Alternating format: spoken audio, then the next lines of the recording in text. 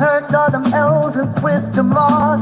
Ain't here to preach, just here to relate. She done fell in the traps, now she shifting the fate. Every slip was set up for her next prize. Not your poor truth with a joke on the side. No filth, no fluff, just soul in the mix. Every story got a gem, every laugh got a fix. She's where you at, from heartbreak to hustle, from crying in the dark to finding the muscles. With you watching better, open your ears, cause the realest lessons come wrapped in them tears. Take heed to the lessons, you gon' feel inspired. Real talk, no cut, just the truth and light. She been through the fire, now she see that flame. Laugh through the pain, but she still got game. Everyday life with a twist and a grin. Tears, truth, jokes, where the hill begin. She break it down real, never play and pretend. Take heed to the lessons, lessons through the lens. She say how it is, no shook, no mask. Might toast you in love, but it's all gon' last. It's life uncut with a side to grace. She a voice in your ear when the world's in your face. So laugh if you want, cry if you need. But one thing for sure, you gon' take it. Cause she been through the mess, now she blessed in the proud. With truth in the chest, and the head still proud. Good morning, everybody. Good morning. 18, what's up, baby? Is this too much? Did I put too much on my face? It looks too colory. What do you think? It's okay? Or maybe it's the light. What you think? 18, maybe it's the light. Did I make it too colory today? I don't know. My face looked too rosy. I don't even know. It's good. Okay, thank you. I'm using this different kind of toothpaste. I don't even know. Like, I'm trying to get it like white. You know what I'm saying? Like white, like white. I'm using this different kind of toothpaste. Clinical something. I don't even remember the name, but it makes the teeth more whiter. You know what I'm saying? Now, listen, I'm old school. I'll do some baking soda real quick. You know, put that baking soda. Put the baking soda on your toothbrush and brush your teeth. I'm old school. Listen, I'll do that real quick. It's something, it's clinical something, and it's white though. It's not charcoal, but it's like white, and it's real like gritty, you know, and you just scrub, you know, and it's been doing it to my mouth, you know, even the bottom a little bit too. Anyway, let's get into the foolery this morning. Good morning, everybody. Thank you for tuning into the channel called Take Heed to the Message with Abang Anwa, a Just Means Queen. We're going to get into a little foolery this morning, okay? We're going to get into a little foolery this morning. If you like the content, please like and subscribe to the page. Also, donate to the page as well. The title of this nonsense this morning, listen, Wnba is on fire. You hear me? Those women are upset, honey. Do you hear what I'm saying? Those women are mad, baby. Okay? They got t-shirts coming on to the court talking about pay me. Okay? Ninjas, y'all better get in here and pay me. Those women are not playing. Okay? Now, the title of this nonsense today is, do you think the Wnba is flipping out over money? Do you think the Wnba is flipping out over money? Now, there's two brothers that's going to come in here and they're going to dissect this for me because the story that I'm getting is something else. Okay, so we going to talk about it. There's two brothers who came in and they talking about the nonsense that's going on, and we going to discuss it this morning. Okay, now I'm going to share something with y'all. From what I heard years back, this might be alleged, but the brothers in the chat of every color, y'all already know this, okay? But this is what I heard, that they don't make enough to take care of all those teams. That the Wnba does not make enough to take care of all those teams. That the NBA has been helping them. I'm just saying this is what I heard. I don't know if it's true or not. I'm just saying, okay? So if the Wnba is not making enough and the NBA has been keeping them afloat, then what do y'all mean by pay me what you owe me? What do you mean? Because if they're not afloat, you know what I'm saying? The WNBA is not afloat and they keep sinking because there's no money. Then what do you mean? Pay me what you owe me. I'm just alleged. I don't know if it's true, but they flipping out. Those women are, all the sister girls, all of them is flipping out. They wearing t-shirts on the court talking about pay me what you owe me. Okay? So two brothers gonna come in for me. They're both content creators, and they're gonna come in and speak on this. Okay? Self-checkout will be first. And then Nash will be second. Now I can't pronounce his first name. I never get it right. But shout out to that brother. He always have amazing content. Okay. So first we're gonna do self-checkout. See what he say. Here we go.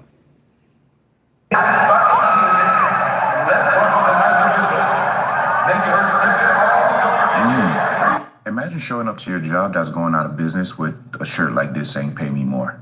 The WNBA wants to be paid more for performances like this. Okay, all right, shot is up. Air ball, all right, another shot. Let's see. Backboard, bet, okay. All right, shin. What the fuck? What is she doing? What was that? Okay. Lay up easy. Great, okay. You're scaring the white girl. Angel Reese. No, okay. Angel Reese again, layup. No, okay. Angel Reese in the post. Layup, miss again, okay. Miss again, all right. I feel like every couple of weeks we gotta have this conversation. Literally every couple of weeks, the WNBA brings this topic back up. What's so funny about this take on this issue that they're facing is they make it seem as if the WNBA has the money and they just don't want to pay them because they're women. Like, no, they can't pay y'all. Y'all don't generate the money. That's like me getting hired as a cook at a mom and pop restaurant and expecting to get paid as a Michelin 5-star chef because I went to Le Cordon Bleu for like 5 years. And when the owner of that restaurant tells me, hey, we can't pay you that kind of money because we don't generate that as a restaurant, I turn around and say, well, Poppy Steak on South Beach serves similar food to us and they're paying their chefs $300,000 a year. Why can't you pay me that? The math ain't math, and it is absolutely basic math to understand why I don't get paid big contracts. The level of entitlement to ask for something that you truly aren't generating is crazy to me. How do you expect the league to pay y'all with nothing? Where's this money supposed to come from? I know the commissioner of the WNBA gotta be stressed the fuck out. Ladies of the WNBA, I'm sure you're not gonna want to hear from me because I'm just a normal guy. But the same energy I put into making those shirts and getting on podcasts and screaming from the mountaintops that y'all should get paid more, y'all should take that same amount of energy into figuring out a way on how to get more fans in the building, how to get more fans to buy merchandise, how to get more fans just to watch y'all on TV. And I can assure you, you will never face this issue again if you figure that problem out. Y'all keep the change. Shout out to self-checkout. I know that was a little bit hard to hear, okay? But this brother was speaking true facts. If they could figure out how to get more fans in the stands, okay? And if they could figure out how to get more people to buy merch, it'll generate money out of the wazoo. And we wouldn't have this problem. But I think their understanding is they want to get paid because they're doing the same job that men are doing. Okay. And we have that all. Listen, no matter what profession that you do, women will always say they want to get paid more. The thing is, if you don't have the fans coming to the building, if you don't have the fans coming, you're not going to get paid more. And when y'all try to explain this to the women of the WNBA, they immediately get upset. The NBA is helping them stay afloat. This is what I heard. So why are we upset that you're not getting a certain amount of money? Why are we flipping out because you're not getting a certain amount of money? Give me 1 minute, y'all. Let me go get this dog. Give me 1 minute. We're going to play this one more time. This is why I could never truly support red pill communities because a lot of them lie. Let me help y'all out. The WNBA has secured a new 11-year media rights deal with Disney, NBC Universal, and Amazon worth a total of $2.2 billion. This deal, which begins in 2026, will distribute WNBA games across various platforms, including ESPN, ABC, NBC, USA Network, Peacock, and the Prime Video. The agreement includes a significant increase in the number of games broadcast, with more than 125 regular season and playoff games per season. Here's a simpler breakdown. Partners, Disney, NBC Universal, and Amazon. Term, 11 years, starting in 2026. Total value, $2.2 billion, averaging $200 million per year. That's what they are talking about. They're talking about pay us what you owe us. The WNBA has put in a lot of work these last 4 years. I mean, god damn, are y'all like, what the fuck is wrong with y'all? I'll be right back. I don't know. They're talking about when the CBA starts next year to be paid what they are owed. This right here is the shit that they're talking about. What the man, bro? I don't know what the hell. Yeah, a lot of y'all failed math, bro. It is what it is. I get the past and them being subsidized because they were a new league. It wasn't normal, but now they're getting their work. They're building the same stuff y'all told them to do. They're actually doing, and you people are mad now. Or y'all just gonna fake it out? I got you. And there will be those who will say, oh man, when they talking about the past, they talking about the past and saying the 50 million, that they never ever built up and all that stuff and everything like that. Well, if you say that, then why are you not talking about the new deal? I'm just curious. If I've been broke all of these years and then I finally turn it up and I get the money, why are you not talking about the money I just secured? So this is why I could never truly support red pill communities, because a lot of them lie. Let me help y'all out. The WNBA has secured a new 11-year media rights deal with Disney, NBC Universal, and Amazon worth a total of $2.2 billion. This deal, which begins in 2026, will distribute WNBA games across various platforms, including ESPN, ABC, NBC, USA Network, Peacock, and the Prime Video. The agreement includes a significant increase in the number of games broadcast, with more than 125 regular season and playoff games per season. Here's a simpler breakdown. Partners, Disney, NBC Universal, and Amazon. Term, 11 years, starting in 2026. Total value, $2.2 billion, averaging $200 million per year. That's what they are talking about. They're talking about pay us what you owe us. The WNBA has put in a lot of work these last 4 years. I mean, god damn, are y'all like, what the fuck is wrong with y'all? I don't know. They're talking about when the CBA starts next year, be paid what they are owed. This right here is the shit that they're talking about. What the man, bro? I don't know what the hell. Yeah, a lot of y'all failed math, bro. It is what it is. I get the past and them being subsidized because they were a new league. It wasn't normal, but now they're getting their work. They're building the same stuff y'all told them to do. They're actually doing, and you people are mad now? Or y'all just gonna fake it out? I got you. And there will be those who will say, oh man, when they talking about the past, they talking about the past and saying the 50 million, that they never ever built up and all that stuff and everything like that. Well, if you say that, then why are you not talking about the new deal? I'm just curious. If I've been broke all of these years and then I finally turn it up and I get the money, why are you not talking about the money I just secured? So this is why I could never truly support red pill communities, because a lot of them lie. Let me help y'all out. The WNBA has secured a new 11-year media rights deal with Disney, NBC Universal, and Amazon worth a total of $2.2 billion.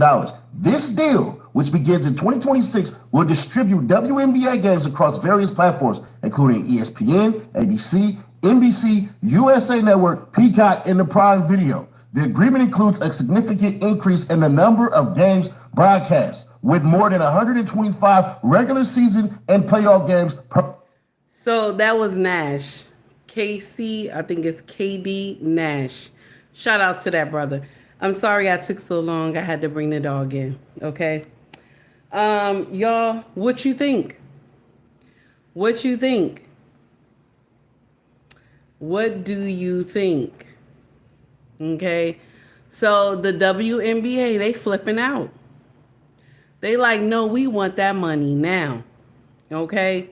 We want that money now. We can't wait for any renewal of anything. We want that money now. So what do you think? I'm going to share something with y'all. It's the entitlement for me. Because if y'all not putting seats, if y'all not putting butts in those seats, how do you think you're supposed to get all this money like the men? You know what I'm saying? And I'm going to share something with you. For some of y'all women who be talking about this is not fair for women, this is not this, won't y'all start going to a WNBA game? Won't y'all start going to WNBA games? Help these women out. Help them. Go watch them play. Buy their merch. For y'all who scream from the heavens, go, you know what I'm saying? For y'all who get upset when y'all hear that they're not getting paid, they're just due. Y'all need to go and support them. I'm just saying. I'm just saying. Y'all need to go and support them. You want to help them achieve the money that they want, go help them. They can. Go help them. Buy their merch. Go buy their merch. Go to their games. Watch them when they on TV. You know what I'm saying? Support the women. If you complaining that the men are making too much, the men are making that much because people want to go watch them. Is that nasty? Is that nasty? I know. The men are making that much because people are going to support them. They're going to watch them. They're buying their merch. You understand? When fans come up to ask for an autograph, okay, the brothers, they stop. All of them, I'm calling them brothers because all of them of every color, they are stopping and greeting the fans. Y'all women who fans want to stop and ask you to sign, y'all talk about, oh, it sounds creepy. What do you mean it sounds creepy? I watched a WNBA star, I don't remember her name, but she told the fan that it looked creepy that he was waiting for her to sign something, sign a shirt or something, get her autograph. And I'm like, why would you say that sound creepy? If he wanted to get your autograph, that doesn't sound creepy. Y'all scared the shit out of y'all fans. You know what I'm saying? Somebody who wants to get your signature, you talking about it sounds creepy. No, you sound creepy to me. You understand? You sound creepy to me. So that's just my take on it. You know what? They not putting enough seats in those, enough butts in those seats.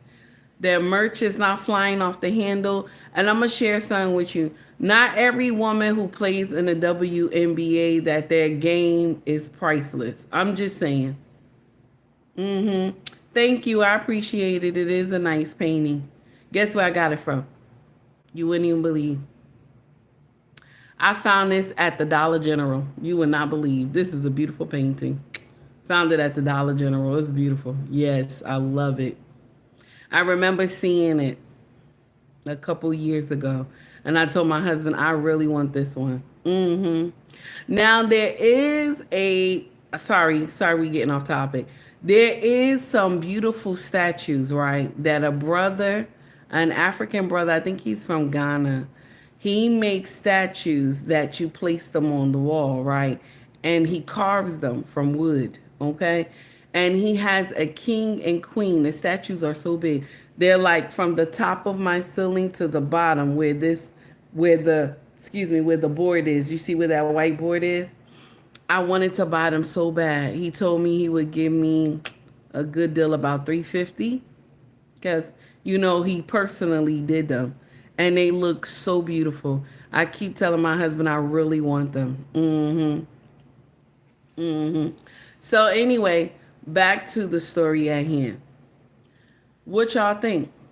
What y'all think? Let's stay on topic. What y'all think? Okay? I think something is, I don't think they should be complaining. I don't think they should be complaining. They should know that the money is not there. I'm just saying. Now, let's get on to the next subject, okay? That's just my take on it. That's just my take. Anybody could get mad all you want. That's just my take, okay? I wanted y'all to hear this. I saw this last night, and there was a few things I wanted us to talk about. So Charleston White is having a problem with what is her name? Tia. Okay. He having a problem with what's her name, baby mama. What is her Rick Ross, baby mama. Check out this foolery that was on social media. Here we go. Did contact the Miami Police Department. They did notify me that what Tia Kemp doing falls under breaking the law. So I'm going to show y'all right here. See, all her fans think she's smart. They think they smart. Look what it says. Verbal threats, harassing phone calls.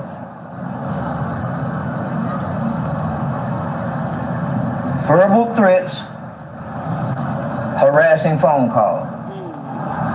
Now she got to be high on drugs. Now who would play with a police ass nigga? Calling, threatening, and recording. Now, her fans and all the black women that's messy and toxic, they clapping. Oh, he done met his match. She done met her match. I'm gonna show you how to play. You know when a motherfucker don't know how to play. Man, I'm so smart and intelligent. If I don't like you, I get you. I do everything but lie on you. But you can't break the law. And you fucking with me and I know you done broke the law? You recorded yourself calling me. You documented self-incrimination. Not only that, we have a history of going back and forward. So all of a sudden, out the blue, you start calling me and threatening me. I don't know these jokes, Tia. I'm really afraid that you would put my only eye out because I am disabled and I'm protected under the Federal American Disabilities Act. I really am afraid that when I see you, you really try to put my eye out. So that calls for an aggravated case that you have caused me to be in fear. It's funny to you and your fans, but it ain't funny to the law because you got a criminal record. And them Miami police, they don't really favor black people down here, nor do the court system. So I'm gonna take advantage of a wonderful opportunity. Charleston White is a straight troublemaker. I don't care what nobody say. Urel, you make me laugh so hard. For the $5 super chat, baby, thank you so much. When my FEMA check come, I'll do more. LOL, baby. I appreciate all you do right now. You play too much. Thank you so much for taking time to donate to the channel. So listen, you hear Charleston White going in, right? Is my audio clear, y'all, or is it messing up? Is my audio clear? Messing up. Okay. Is my audio clear? I see. I hear it. It's okay. Okay. So now you hear Charleston White. Tia Kemp was threatening him. That's Rick Ross' baby mama. She was talking about what she would do to him and she would knock his eye out. And alleged, okay, and I didn't know this. I don't know if this is true, but he said that he's blind in one eye. So he said that he's disabled. So she threatening him and everything like this. And he said he done filed charges on her. This is the thing that a lot of y'all people who you don't understand what y'all do on social media. When you come to social media and you threaten somebody, right? You know, people can use that in court. You know, they can use that in court. When you email them, when you text them and all this other stuff, they can use this against you in court when you talk about you want to hurt them. When y'all be getting on these live shows and you talk about how you're going to do something to somebody, all somebody got to do is clip that thing. Clip it and show the police. That's it. That's it. And you going to jail for terroristic threats. Y'all crazy. Y'all straight up crazy. And these grown people, mind you, listen, I don't have no smoke for Tia Kemp because I don't want none of that. I don't want none of that fish grease. But my problem is that y'all come to social media threatening people. You understand? And like he said, I'm a police ass ninja. Okay, I'm a police ass ninja. Okay, he tell people he is straight snitch. He don't play no games. He be getting in here talking about. He be getting in here talking about. Listen. I am a law-abiding citizen. I report all foolery, and I don't blame him. I don't blame him because Take Key is on board with him too.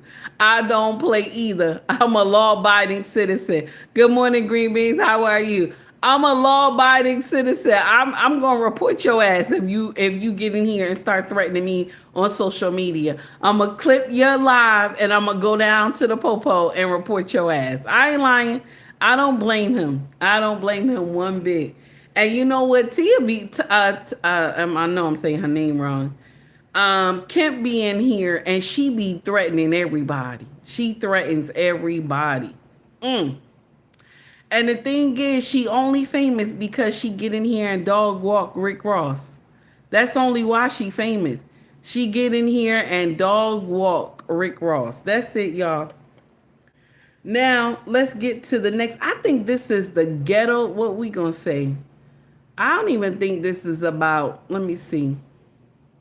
We gonna change the live to the ghetto events of the week. The ghetto events of the week. That's what we changing the live to. Okay. Now, I want y'all to hear this brother. Tell me if what he's saying is correct. Because I clipped it. I was like, this is good. Check out what he said. Let me tell you this. If you can get my woman to sit around talking to you and entertaining you, then you can have her.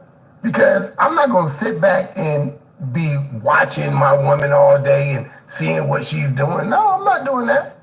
If some dude can get in my woman's ear and she give him an inkling of any type of mindset that he can have her, then he can have her. See, I try to explain to women, you being nice, ain't nothing wrong with being nice to a person. But some of us men, we take that nice as, oh, she want me. So if you guys are having a conversation, you keep running back to that person to talk to that person, and I'm not talking about just having a regular conversation. I'm talking about as in that person is trying to get with you. Because the second these people try to get with you and you don't dead the conversation, then you want this attention. Then you know what? He can have you. So yeah. Let me tell you. So what y'all think about what he said? Is that right? Is that right? What y'all think about what the brother said? Good morning, Mr. He said. How are you? Good morning, everyone. Salute to our sister Taki in the chat. Good morning, my brother. How you doing? Guys, please make sure you like and subscribe to Mr. He Said, where the content is always fire. You hear me? Y'all get in there and like and subscribe to that brother's channel. Cerebro Saturday, baby. Okay? 18 said, where is the lie? That's what, you know what? 18, I know, but you know, you got to ask questions. You got to ask questions because sometimes people will get out here and be like, nah, sis, that's wrong. You know what I'm saying? Like common sense ain't common no more. So sometimes you got to get out here and ask some questions. So what y'all think what the brother said? I'm with the brother. I agree. You can have her. If my woman can sit up and entertain you, understand? If she can be having a full conversation with you and act like she don't see me, or either she in the house and she on the phone with you longer than she talked to me, yeah, she can have you. More than likely, if a woman is on the phone like that with a man, he already has her mind. Yeah, he already has her mind. Anytime a man can occupy a woman's time like that, that means she already gone. That means that man is her priority. So that's why, my brothers, I always say that be mindful of when she do stuff like that. Because that mean that brother, her so-called friend, that guy friend, has captured her mind already. That's why she can sit on the phone and gossip with him all day and talk with him all day, because she already, in her mind, she's ready to do something with this brother. When they on the phone all the time, late night calls and shit like that.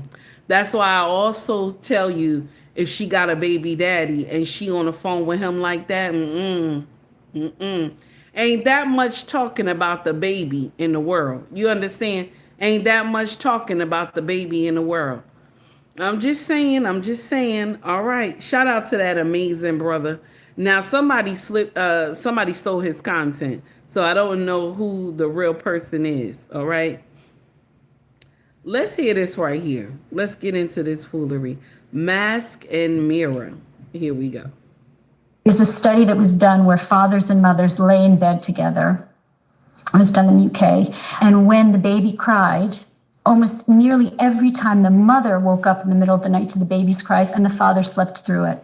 But when there was, when there was a rustling of leaves outside the window, the fathers woke up and the mother slept through it because of the predatorial threat. We are wired. We are mammals. We are not better than mammals. We are mammals. And mammals have been doing this for millennium.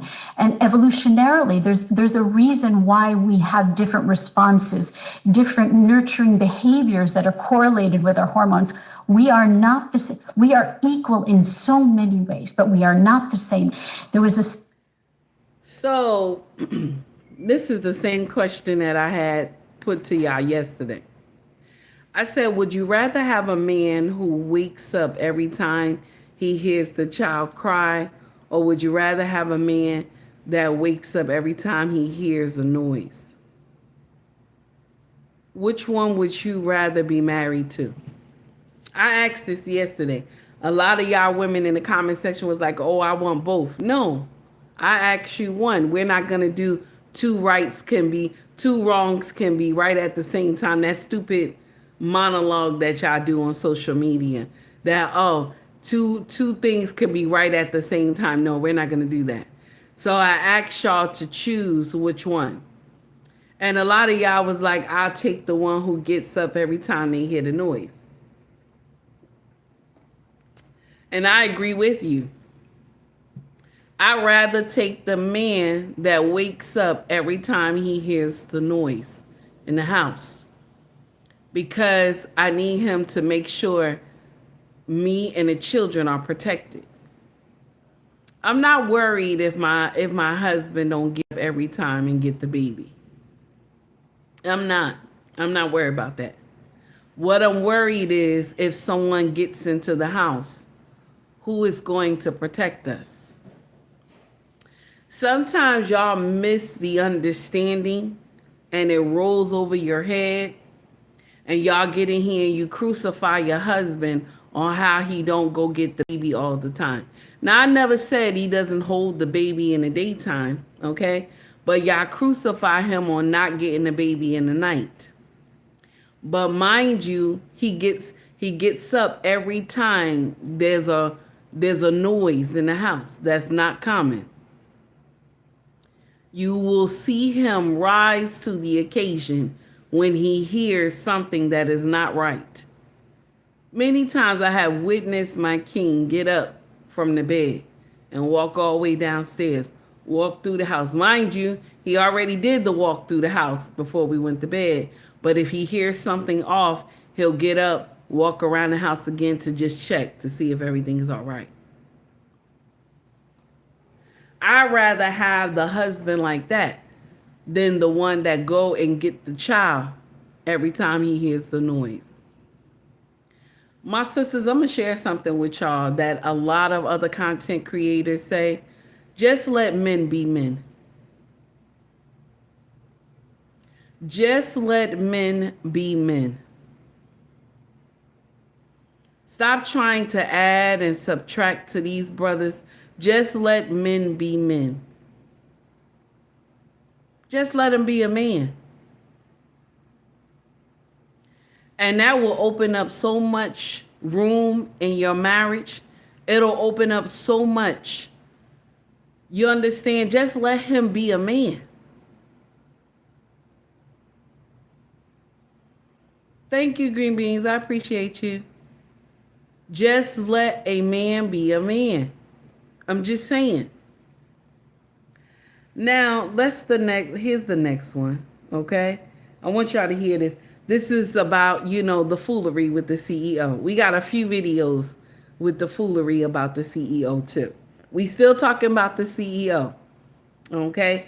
And his harlot. Yes, his harlot. Here we go. My employees cheats on their woman, I will fire them on the spot. There was a time I had an employee who I liked quite a lot and did really good work. I was having a casual conversation with him one day and I asked him how him and his girlfriend were. He responded with, "Which one?" And I said, "The only one you're dating, right?" He replied, "Ashley or Brianna." After we got off the phone, I started planning for his replacement immediately. If someone can't be honest and true to their own lover, they sure as fuck aren't going to be honest and true to their boss. That's why I have a hard rule that if one of my employees cheats on their woman, He said he has a hard rule. Shout out to Mr. He Said for the $2 super chat, sir. Thank you so much. Let them be a man. Let them be a man for 2025. Amen, sir. Amen, sir. You are correct. Let them be men. That's it. Let them be men. Now, somebody put in here, men can't be fathers to their babies. Nobody said that. I didn't say that. I said late in the midnight hour. I didn't say he didn't hold the child in the daytime. I didn't say that. I just said late in the midnight hour. Would you rather have the man that gets up for the baby or the man that gets up for the noise? Because if you want the man that just gets up for the baby and he doesn't get up for the noise, what do you do? What do you do, sis? My sisters, what do you do?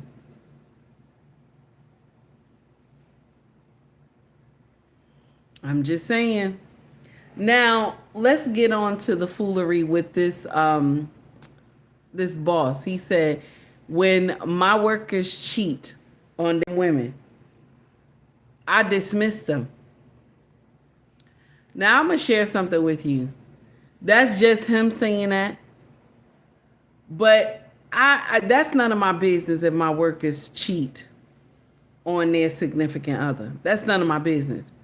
But if I'm partnershiping with you, if we're getting in a business together and I'm partnership with you. Good morning, Growing. How are you? Good morning, Carol's World. How you doing? Jenny, I see you. How you doing? Okay. Now, if I'm partnering with you, we're doing business together, and I find out that you're cheating on your husband, then I'm not going to do business with you anymore.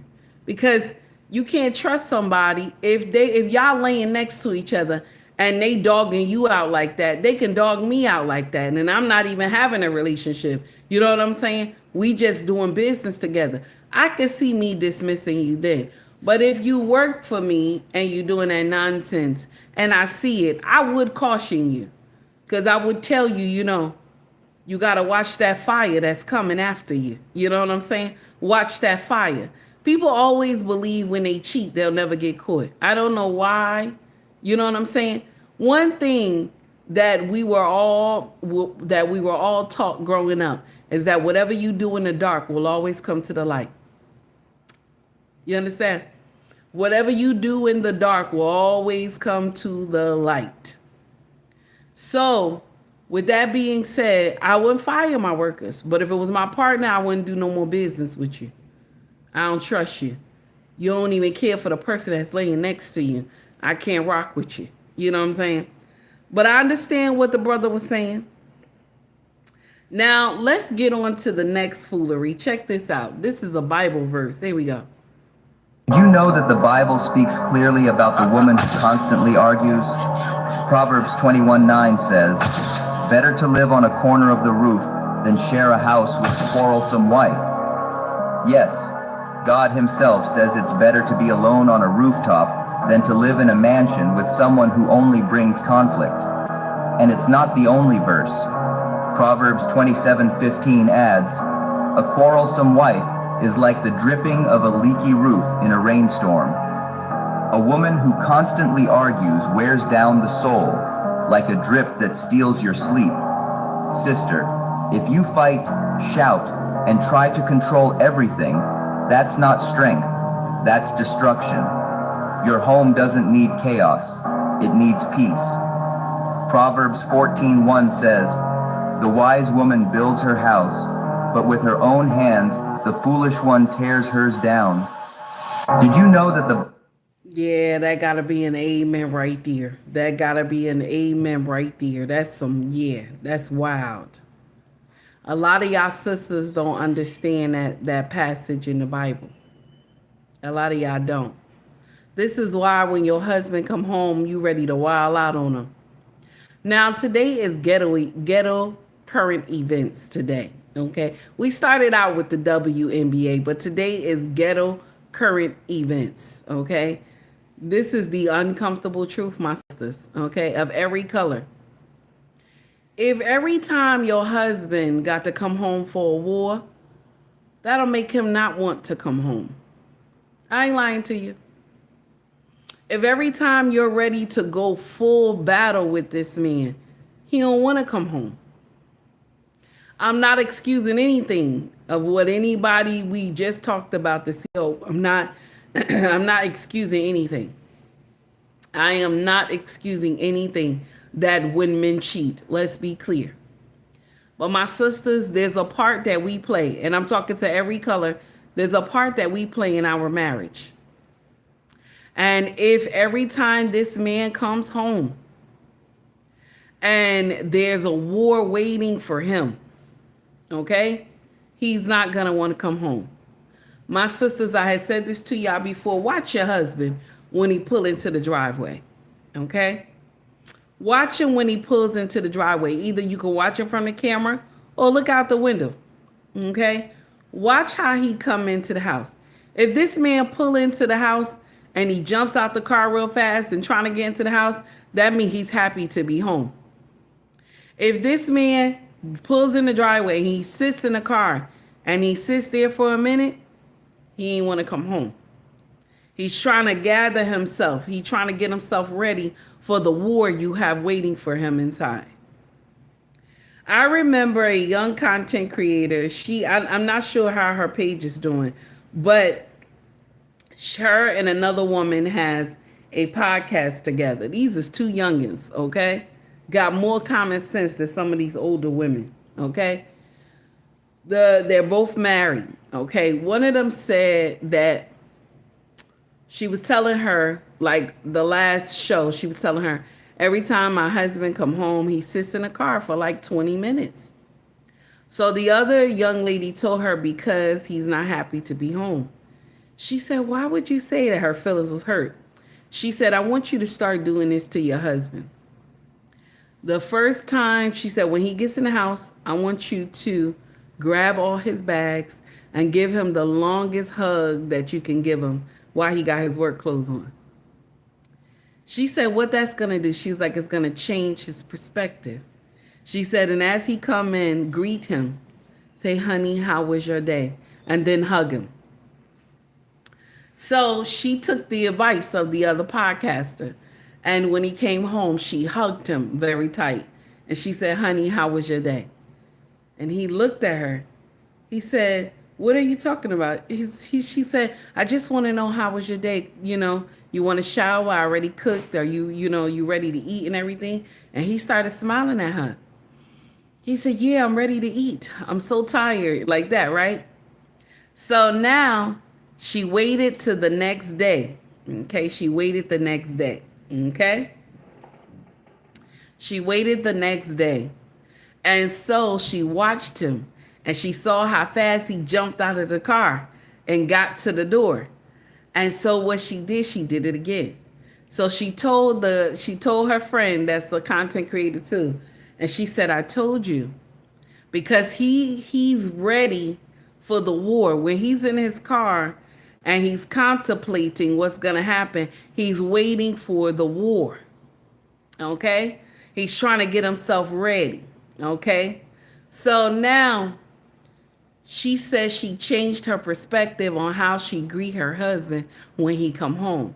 Mind y'all, my sisters, if you want a good marriage, a joyful marriage, I don't want to say happy because we always use happy. I don't know why. Happy is a horrible word for marriage. But if you want to have a joyful marriage, right? You have to be ready to learn how to use your manners. We all know how to use manners. Our mama and daddy taught us growing up. You have to be ready to use your manners. You and your husband are one. So you have to be mindful of the words that you say to him. And he has to be mindful of the words that he say to you. See, manners is the key in a marriage. It's one of the keys. But the most important key is respect. You understand? The most important key is respect. A lot of people miss that. And so when you hear this scripture right here, this is nothing but the gospel truth right here. This is why a lot of men dread coming home. They rather be with a woman that will greet them, call them king.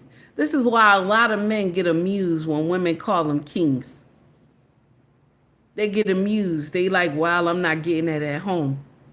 This is why I take pride in calling her husband king. I take pride in it because I don't want no other woman walking around calling my husband king. And I never said it to him. You understand? I don't want no other woman calling my husband king. I'd rather say that to him than another woman. You have to learn how to compliment your husband just as well as he compliments you. Anytime I put something on, my king always tell me, come here, big girl. You look good, big girl. Look at you. And I cheese up like a little kid in a candy store. I cheese up, my whole face brighten up. You know what I'm saying? Come here, big girl. You know what I'm saying? And I just be laughing. You smell good, or you smell like candy, girl. You know what I'm saying? He always gives me compliments. So when my turn comes and he dress up, or either he got his work clothes on, okay? My husband cologne smells really nice. And it smell up the whole house when he walks downstairs. And I always tell him, baby, you smell good, honey. And he look at me, he said, I know. He be in his work clothes. I know I smell good. I'm like, yeah, you smell nice, baby. And then I kiss him. You know what I'm saying? You compliment one another. That's how marriage works. You understand? Don't let the compliments from outside be more than the compliments inside. Hey, Coco, what's up, baby? Don't let the compliments outside be bigger than the compliments inside. Do you hear what I'm saying? My sisters, I'm telling you the gospel truth. So now let's get to the next foolery, okay?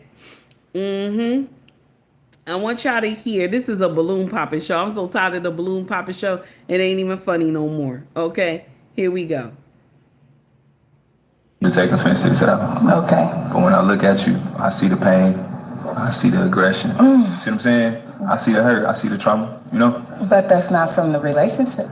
But this is it could be from your baby daddy. No, my it's question. not. But That's you not. said he did you dirty. That's not, though. This is my question, though. All right, boom. You've been with a woman for so long, right? In a relationship like that, domestic violence ain't okay. But it's more common. You box, right? You a little aggressive.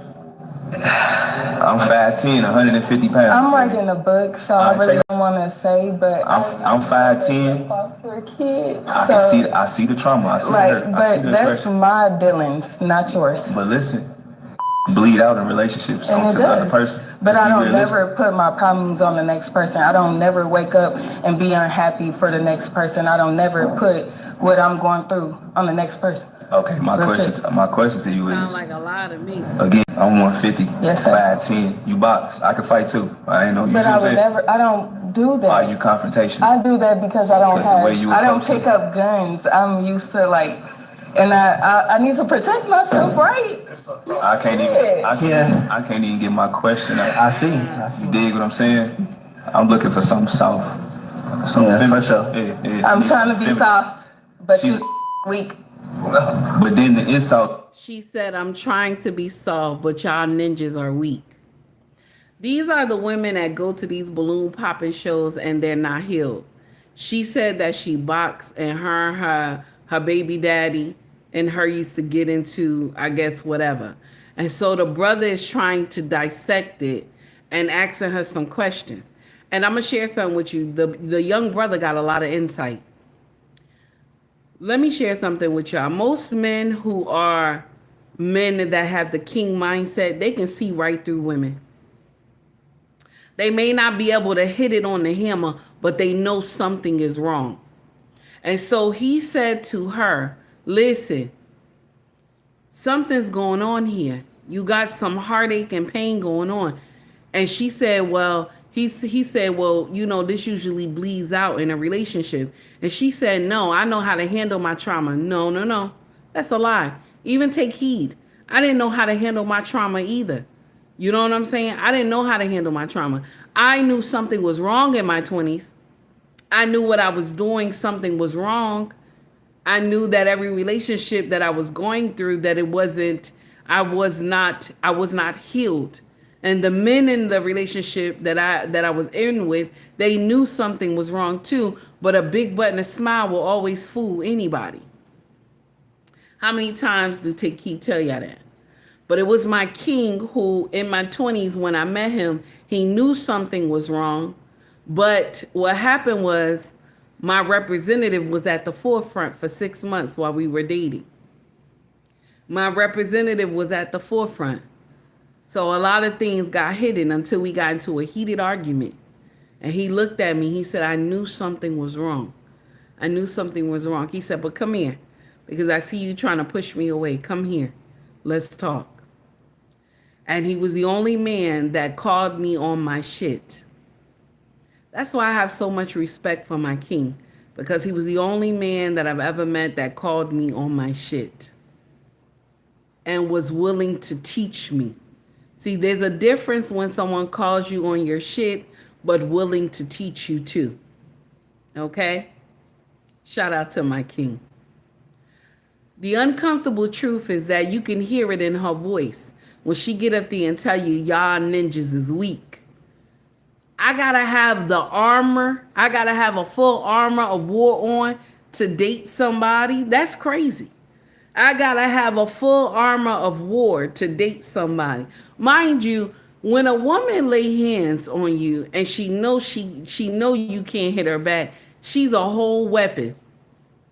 Okay? Most of the time when these women, they come, they broken and they like to fight, they're a whole weapon because they know you can't hit them back. Especially in a Western society, they know you can't hit them back. Now, let me share something with you. Out of the 18 years I've been married, we ain't never touch each other like this. We ain't never. My king always said, if I ever gotta lay hands on you, I don't want you. And when he said it, I said the same thing too. If I ever gotta lay hands on you, I don't want you. Because we should not be in here, thumping it out. That's not love. Thumping it out is not love, okay? You understand? Thumping it out is not love. Now, laying hands another way, you know what I'm talking about. That's love.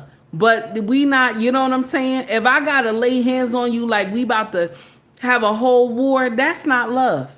I don't know what y'all younger generation believe, but laying hands on somebody is not love, baby. And this young woman, you can hear it in her voice. Let's play her one more time. You can hear the brokenness in her voice. You to take offense to this at all. Okay. But when I look at you, I see the pain. I see the aggression. See what I'm saying? I see the hurt. I see the trauma, But that's not from the relationship. But this is it could be from your baby daddy. No, my it's not. question. But That's you not. said he did you dirty. That's not, though. This is my question, though. All right, boom. You've been with a woman for so long, right? In a relationship like that, domestic violence ain't okay. But it's more common. You box, right? You a little aggressive. I'm 5'10", 150 pounds. I'm writing a book, so I really don't want to say, but I'm 5'10". foster kid. And now she's worried about talking about, I'm writing a book, so I can't really say what I do. She trying to write a book. And this is the thing. A lot of these women who are broken, they write these books. You see them all the time on social media. They talking about they writing a book, but the healing they're not ready to do. I'll write a book, but the healing you're not ready to do. You know what? When healing comes for a woman, there's a lot of inside work that she got to do.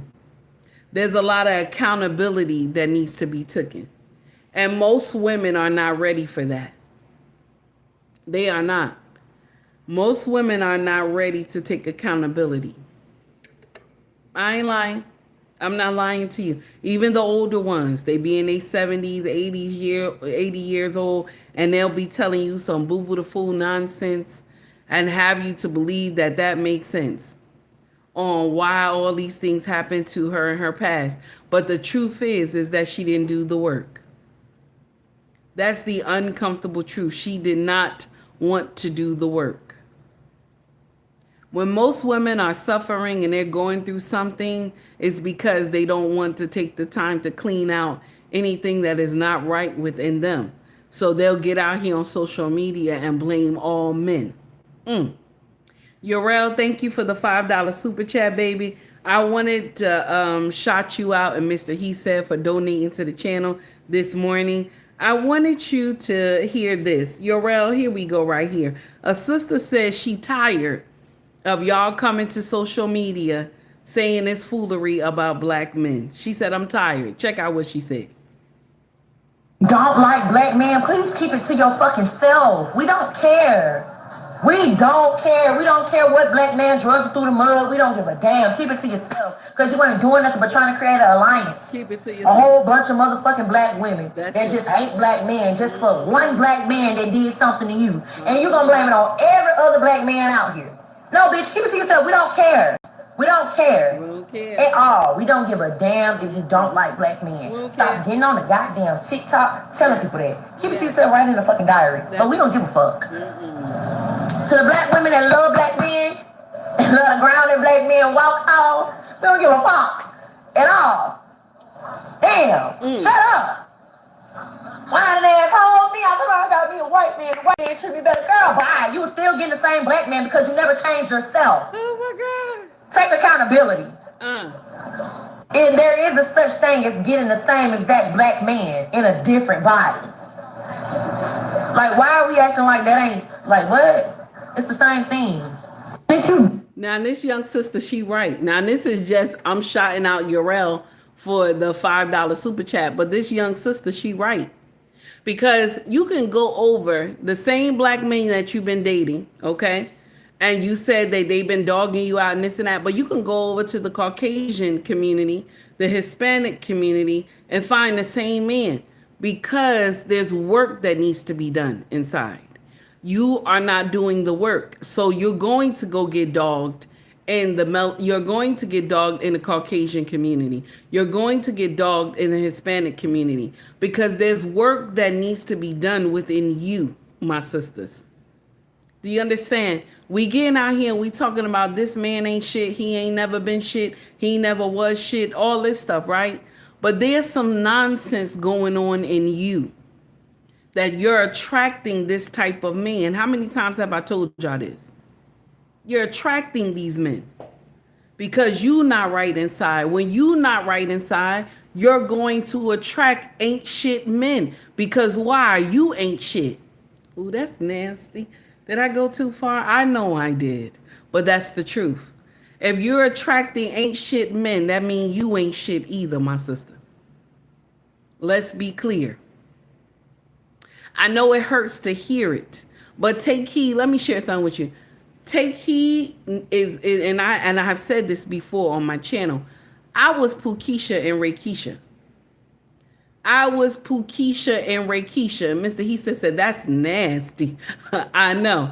I was Pukisha and Rakeisha when I was young. Okay. Yes, I was. Okay. I was hell on wheels when I was young. Okay. So I was in the realm of Pookie and Rere because I was Pukisha and Rakeisha. So Pukisha and Rakeisha is always going to be in the realm of Pookie and Rere. And I was the same woman talking about men ain't shit, men ain't gonna never be shit. I could do all bad by myself. Same nonsense. So you can grow if you want to do the work. You understand? You can grow if you want to do the work. I was the baby mama that was from hell. Yes, I was.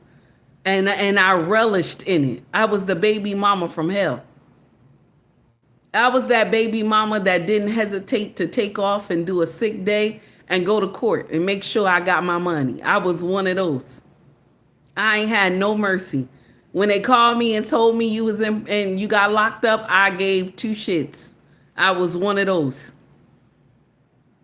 You know who saved the whole situation was my king. He said, free this man. Free this man. You make enough money. The boy is almost grown. Free this man. You doing nonsense. You're hurting this guy for no reason. Because why? You have some pent up anger at him. You're missing work because of this foolery. Why? Shout out to my king. Shout out to my king, because if my king would have never told me that, I'd have still had that brother still collecting that back child support. Because I wasn't ready. I wasn't ready. I was still going through my journey of getting it right. So thank God for my husband who was like, let him go. Let this man free. Because your healing is here. Let him free. This is a part of your healing. And when I let him free, I felt good. I felt good because I was holding him because I was angry. I was holding him because I was angry. Take heed was in the boneyard, baby. I was a hyena. Yes, I can say that. With my full chest, Take heed was a hyena. But Take heed knew something was wrong in her 20s. Take heed knew something was wrong in her 20s. And as I went on my learning journey with my husband, for the 2 years of him training me to be the woman that he needed me to be, I learned so much about myself. And even now, being married 18 years, I still learn each and every day. And I'm not getting up here proclaiming that I'm perfect. I'm not at all. I'm not at all. But the learning needs to be done. Learning needs to be done. My sisters, you got to take heed to the message. There's nothing wrong with learning new things. Mrs. Ali said, shout out to Miss Ali. Miss Ali said, a woman mindset stops. Her thought process, the mindset, her growth stops at age 14 until she learns something different. So a lot of us are walking around at age 14 and we grown ass women, like 30-something, 40-something years old. Also, a lot of us might be younger than that because maybe trauma had happened. You understand? While you were growing up. My trauma started at 5. So if my trauma started at 5 and I was 20-something years old, messing, and then not messing, but meeting my king, and I was 20-something, and my mindset was 5. Can you imagine what the nonsense this man was going through? Can you imagine? Now, I'm telling you because this is a learning, this is a lesson. I'm telling you because this is a lesson, my sisters. So if you had trauma at 8 or you had trauma at 9 and you didn't figure out what was going on, that means you're still at that age. That means you're still at that age. I went through a lot of trauma starting at 5. So now, age 5, and I'm 20-something years old, and I'm meeting a man with a king mindset. And he's telling me that's not right. And I'm immediately getting upset. What do you mean? What do you mean? He's like, no, this is not right. That's not right. Your behavior is not like that. You understand? You're not supposed to do that. You know what I'm saying? Correction needed to be made. And I'm going to share something with you, my sisters. You got to be able to accept the correction. Most of us are not ready for that. Most of us will say, I'm grown. I do whatever I want to do. You ain't my daddy. You won't be just telling me what to do. You get upset with the man. But I want you to understand something. This is your teacher. Now listen to me. Let's be clear about something. Some men come to destroy and some men come to heal. You gotta understand which man you received, okay? Now, the man that came to destroy, he's not gonna care what you done. He not gonna care what you doing. He not gonna care where you been. He don't care how you dress. That's the man that come to destroy. Let's be clear. All right, let's be clear. All right, now, the man who comes to heal, okay? He is the one that's going to care about where you going, how you dress, who you hanging around with. You understand? And he's going to give you correction. That's the one that is coming to heal. Do you hear what I'm saying? That's the one that's coming to heal. This is the one we usually push away. If you ever called the man, you ain't my daddy, you think you my daddy, that was your teacher. That's why I tell y'all, you might have missed this man 4 times in your life. Any man that you ever say, you ain't my daddy, you won't tell me what to do, that's your teacher. Other women will tell you he's a narcissist. You understand? That's why I tell y'all that fake sisterhood will block your blessing. Okay? That fake sisterhood will give you nonsense, will block your blessing and block you from everything. Just by the words that she speak to you. When your boyfriend calls you, you might be at work. Okay? Okay? You not at work. Let's say you at the club. Your boyfriend call you. And he say, baby girl, it's about 12 midnight. Are you on your way home? And then you say, I'm on my way. And you hang up. And your girlfriends look at you. Oh my God. You just started dating him. Why you gotta go? Why you gotta go home? This and that. This is the immediately words. This the words Take Heed wants you to tell this bitch right here. Tell her mind her business. Tell her mind her business. Say, sister girl, I love you, but mind your business. Okay? I gotta go. It's 12 midnight. Why am I still out here anyway with you? You know what I'm saying?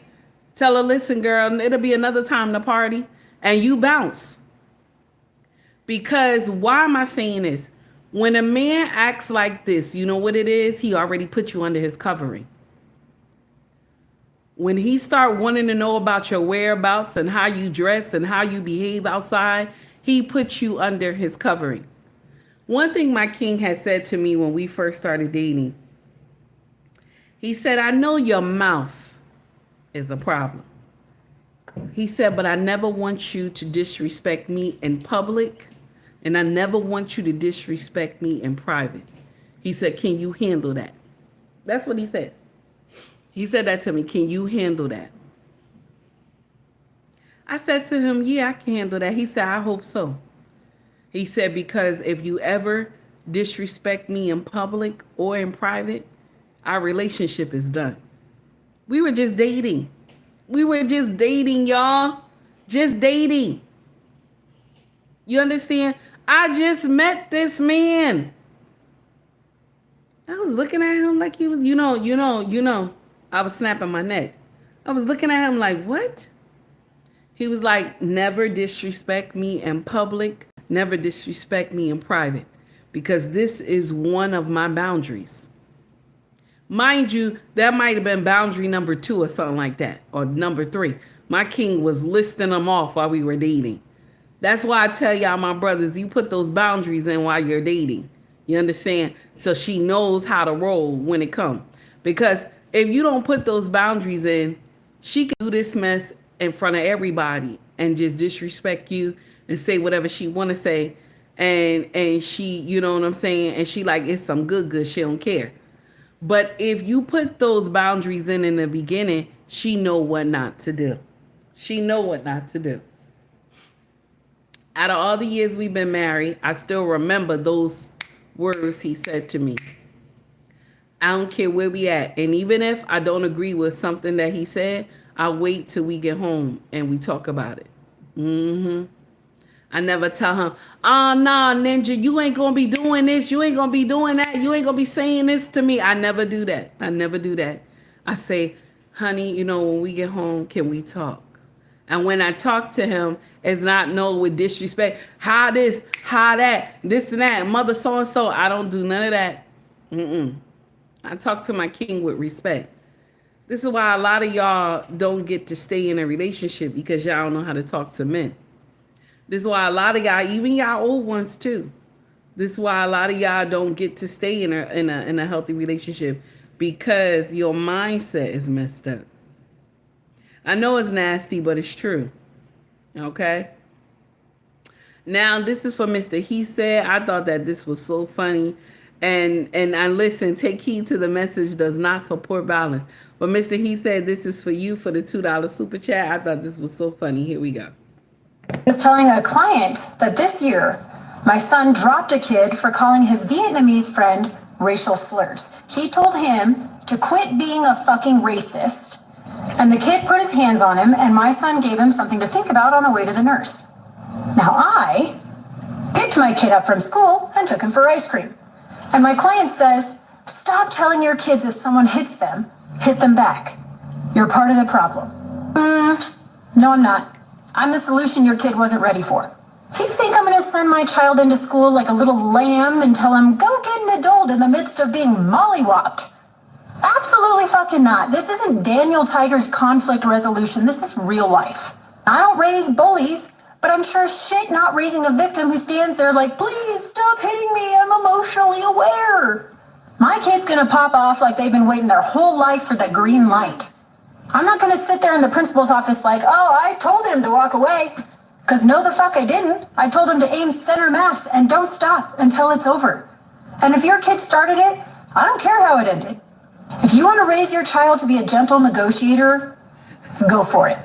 But if they bring that open palm diplomacy into a hallway fistfight, they're going to meet my kids' knuckle biscuits. Oh my God. I'm not sending my kids to school so they can work on their breathing exercises mid-ass whooping. That's terrible. They're not going to sit there like, I'm feeling unsafe in my body right now. And if you think that way, it's because your kid loses every fight they start. Cry about it. So it's... Shout out to this Caucasian sister, because that's terrible. I'm telling you. Listen, take heed to the message does not support violence. I don't think kids should be getting in there fighting nobody. Hey, David, I don't think kids should be getting in there fighting nobody. Okay, this is not back in the day when we was growing up and somebody rolled up their fist and they was ready to battle it out. These kids are not for it tough. Okay, these kids nowadays is not for it tough. Somebody back in our time, you get into a fight with somebody and you hit the floor, you get back up. Okay, you get back up, you ready to fight. These kids lay out on the floor, so I don't know. They not for it tough. I don't agree. Nobody fight nobody. Okay, I don't agree. Now back in my day, yeah, because we was built for it tough. Okay. Now once the child say I don't feel safe in my body, everybody is wondering what's going on. Back in the day, if you would have told your parent I don't feel safe in my body, your parent probably would have whooped you or something. The conflict resolution back in the day of us growing up was not the same. It's not the same. You know what I'm saying? It was not the same. And if you lost a fight back in my day when we were younger, you'd get your behind whooped. Your mama would whoop you. You would get your behind whooped out the frame. Okay? So for the next time, you know what I'm saying, you would take it to them. You know what I'm saying? So you don't get that behind whooping. Let me share something with you. I listen, I'm not mad at my mama. I'm not mad at her. That was her decision on how she wanted to raise us. You know what I'm saying?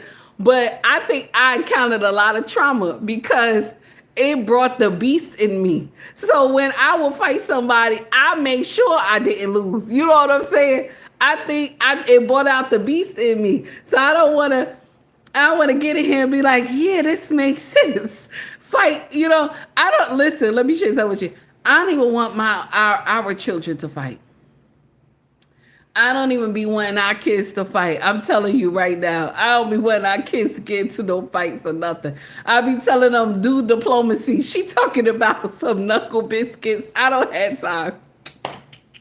I be telling my kids, report them to the teacher, this and that. You know what I'm saying? I don't tell my kids, lay the smack down. My mama was no joke. My mama said, I don't care where the child hit you at. I don't care where the child hit you in the classroom, whoop their ass. You know what I'm saying? My mama would tell her, I'll come down to the school. And she would come with those curlers on in her house gown. She would come to the school. Man, oh my God.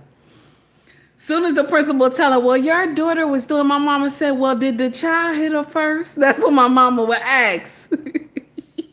Ask the principal, did the child hit her first? The principal would say, that's not the point, right? Call my mama by her name. That's not the point, right? So my mama would ask me, did the child hit you first? I say, yes, mama, the child hit me first. My mama said, okay, case is done then. I don't know why you got me here. The child was asking for it.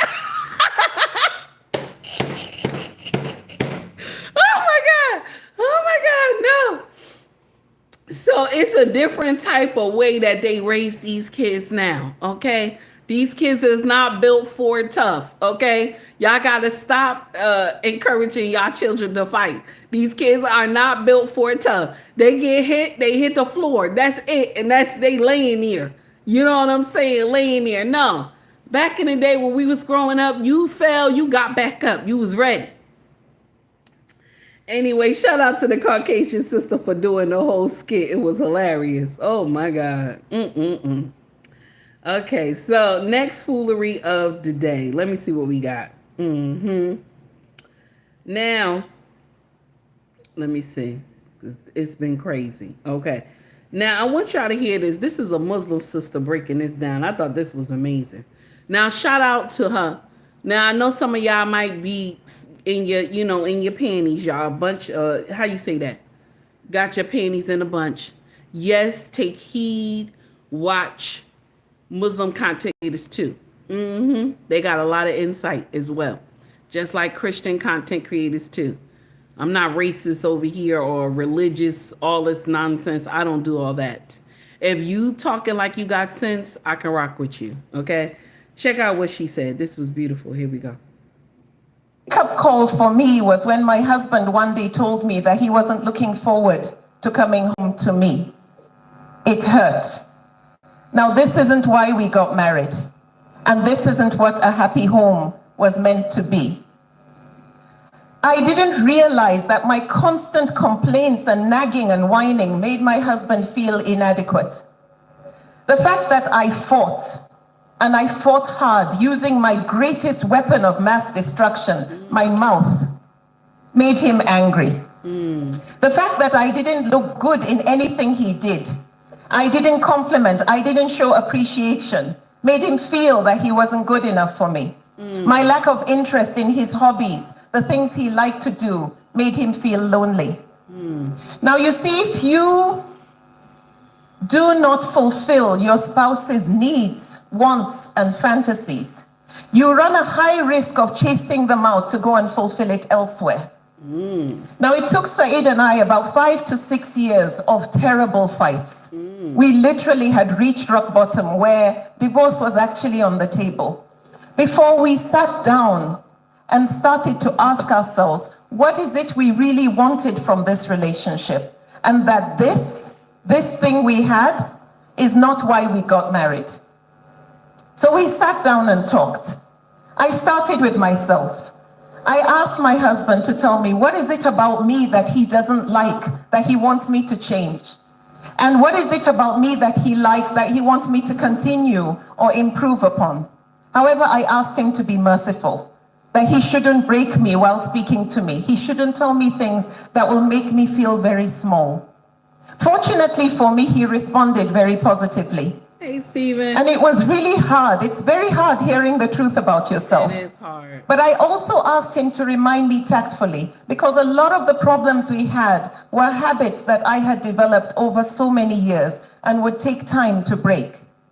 But alhamdulillah for me, my husband asked me to do exactly the same with him.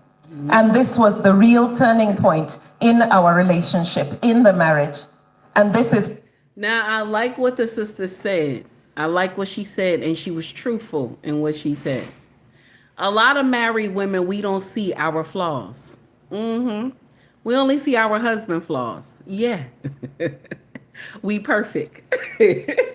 We walk around the house with a holy veil and a fake crown on our head like we perfect. Like, you know what I'm saying? We don't see no problem with us, okay? We only see the problem with him. This is one of y'all biggest mistakes, that you see the problem only with you. I mean, with him. That's one of the biggest mistakes that a lot of us do in marriage. We only get in here and see his problem. We don't get in here. We don't see our problem. We don't see our mouth adding to the foolery. Let me share something with y'all. And what will I always tell y'all? Use your manners. When your husband take out the garbage, tell him I appreciate it. Thank you. He know he's supposed to take out the garbage, but you still supposed to say thank you. He know he's supposed to take out the garbage. When he cleans out the gutters, tell him, honey, I appreciate you. Thank you so much. You know what I'm saying? Because he's trying to save the house. All the little jobs that he does around the house, it's to save the house. So you want to say thank you, okay? Also, check this out. Let's be clear about something, okay? Let's understand this. When he mows the lawn, when he takes out the recycling, anything that he does around the house, tell him you appreciate him for that. And it might be small to you, my sister, but it's something big to him, because he see that you appreciate the work that he's doing. When he gives you money to go grocery shopping, when he gives you money to pay the bills, pay the mortgage, he knows he knows that this is his job. But there's nothing wrong with appreciating him and saying thank you. Okay? There's nothing wrong with that.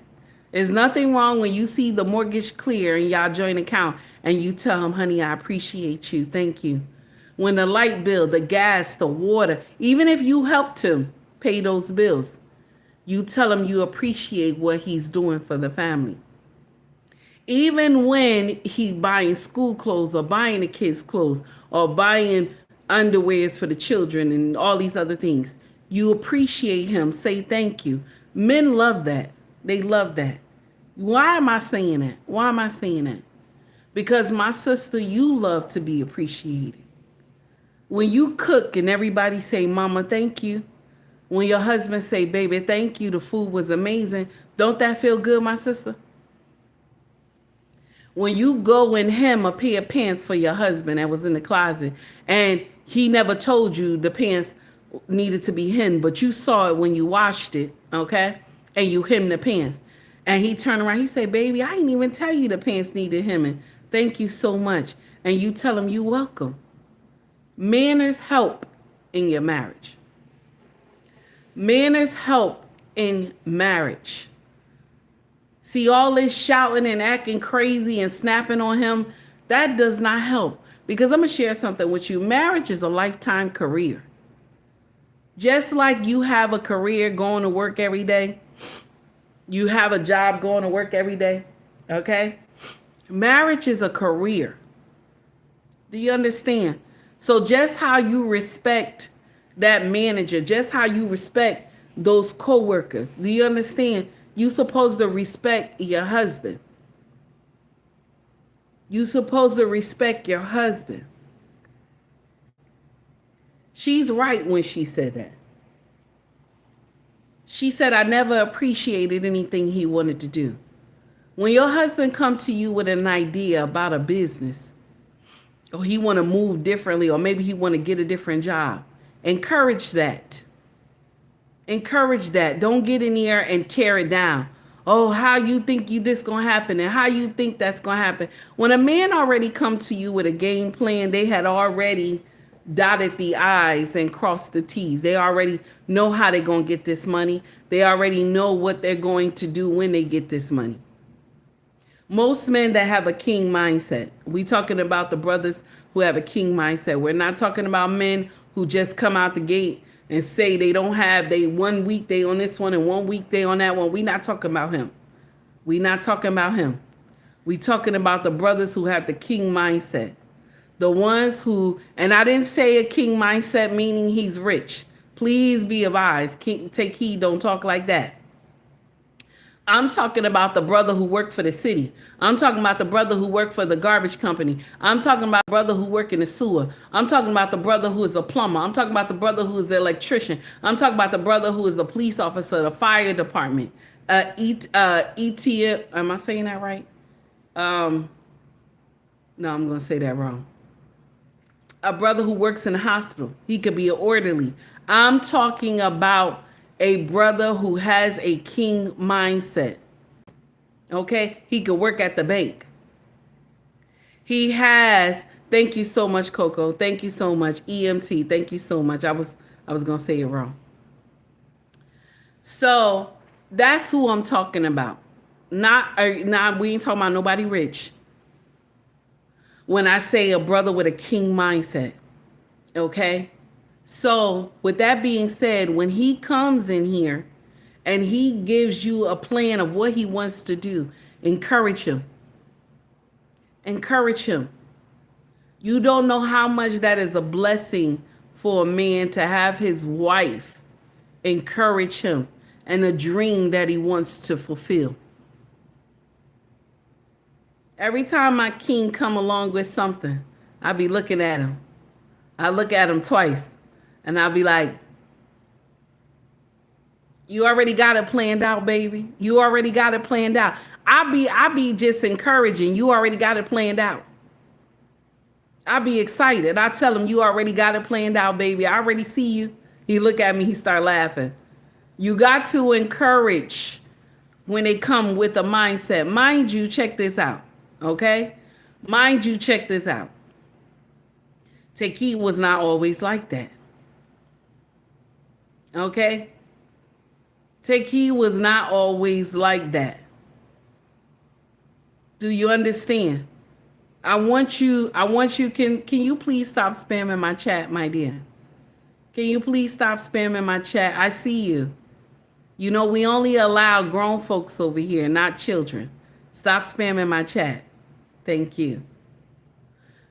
So now, the uncomfortable truth is you got to learn how to encourage.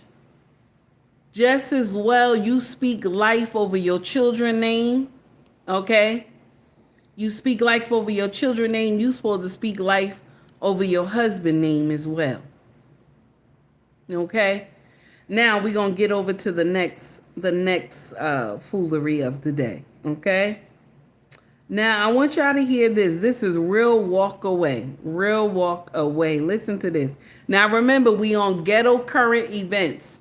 So we not on one subject. We switching, just like we did a couple days ago. So we switching through every subject now. Here we go. Check this out. Was Oprah dumb when she was hanging out with that racist? Was Whoopi Goldberg dumb when she was hanging out with that racist? So when did he become a racist? When they told you he was. Was he a racist and was he a problem for Hillary Clinton when he stood up at Chelsea Clinton's wedding? When he was golfing with Bill Clinton for years? Make it make sense. Oh, and again, this is not me advocating for Donald Trump, but I need to give you an example that you cannot argue. People are upset because Donald Trump's a racist because he took out an $85,000 ad in the newspapers against the exonerated fire, formerly known as the Central Park fire. Right? That's a problem. That's problematic because he said they needed to get the death penalty. You know what everybody leaves out of that conversation? Two things. The first is all we had was the information that was being presented to us on the news at the time. And at the time, all that information said that we got them.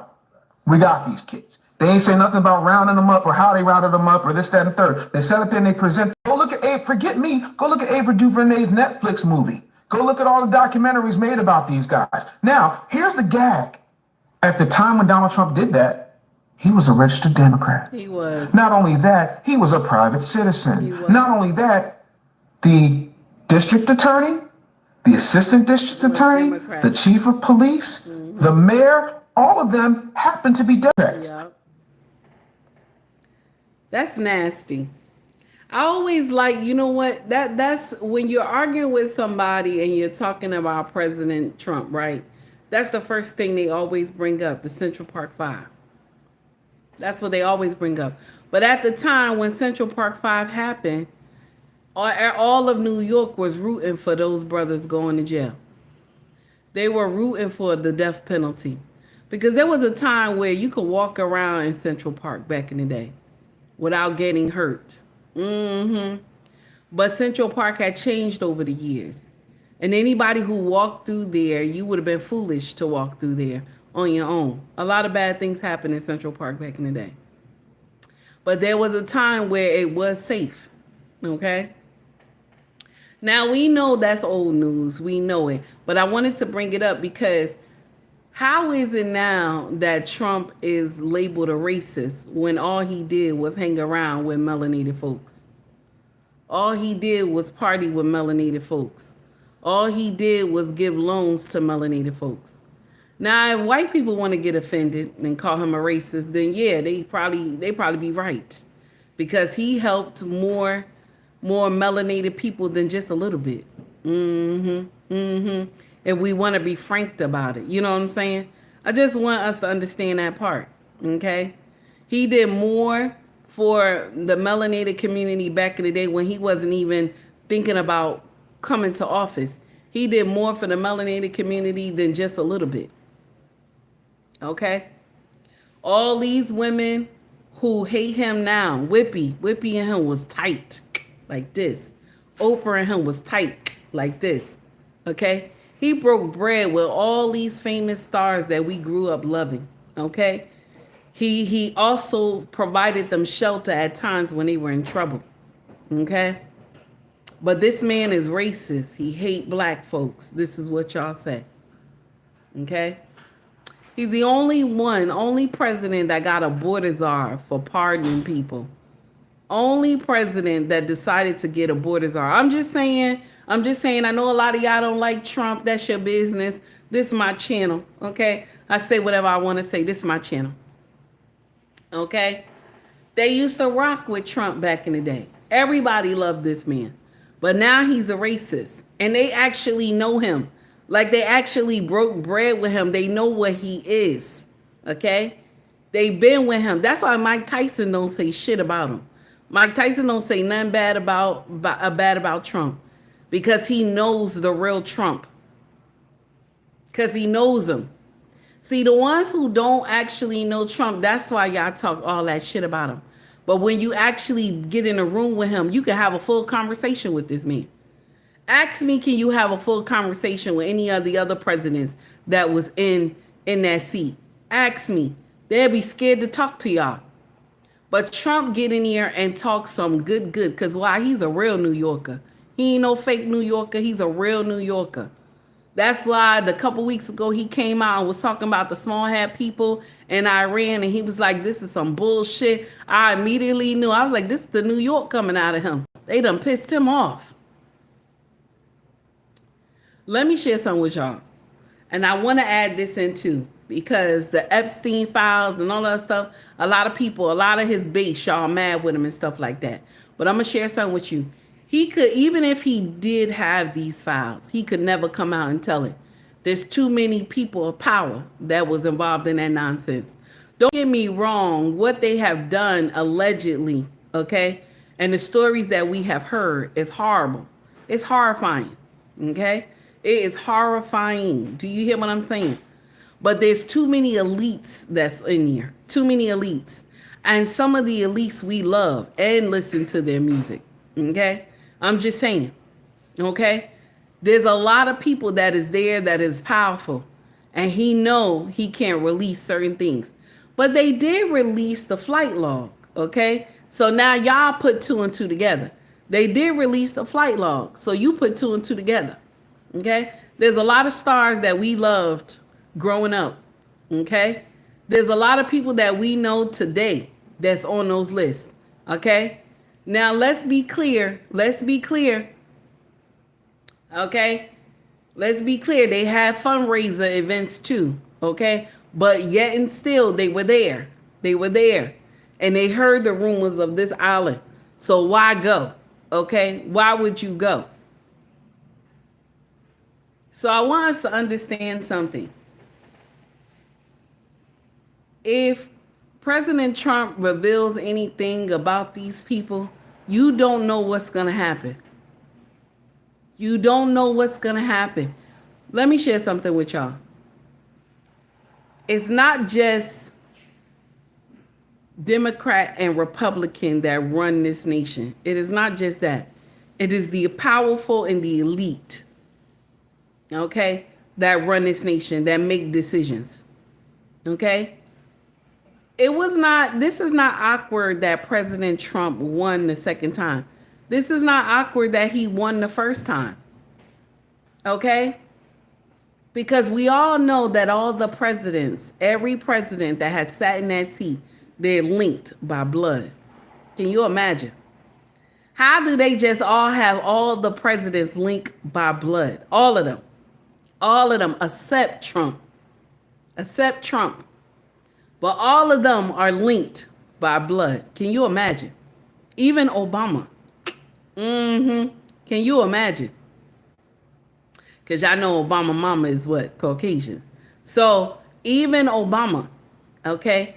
The blood is linked. All of them. All of them. Ain't that crazy? Why would that be like that? Nobody is asking those questions. Why would that be like that? And Trump is the only one who is not. Why you think they got to run out there and call him racist? He's a racist. He's a racist. He's this. He want to do this. He want to do that. Mind you, all of them have been doing it. All of them have been doing all the stuff they accusing this man of. They all have done it.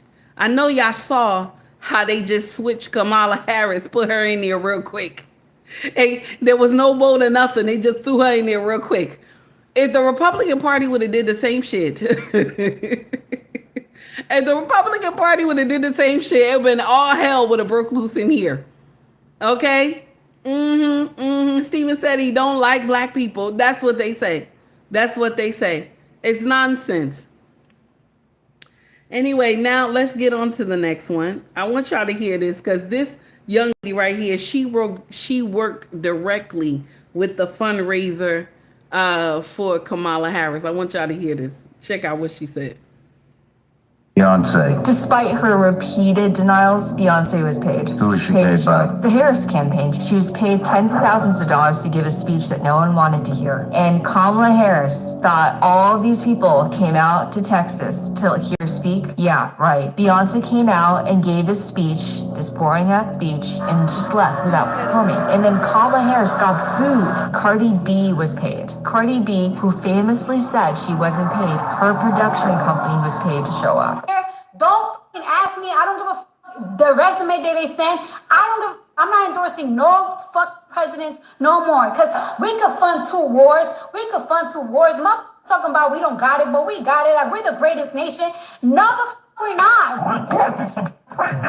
Yeah, hold on. I got more. Katy Perry was paid. Christina Aguilera was paid. Oprah wasn't paid $1 million. She was paid $2 million. Okay, let's be very clear. $2 million. $2 million to Harpo Productions. Flip Harpo backwards. It spells out Oprah. It's Oprah's production company. Meryl Streep calls her Madam President. It was a love fest for Kamala Harris. Al Sharpton was paid $500,000 moments before he interviewed her. Okay, an MSNBC anchor, Al Sharpton, was paid money. A so-called journalist was paid money moments before he interviewed the vice president. People like Roland Martin, who are attacking me now, he was paid $350,000 to interview Kamala advertising costs, okay? The Pennsylvania Democratic Party was paid $25 million after the chair raised hell for not being paid enough street money. Tell me about Beyonce. Despite her... So that woman worked directly with the donation department, the finance department for Kamala Harris. And a lot of people are so mad with her.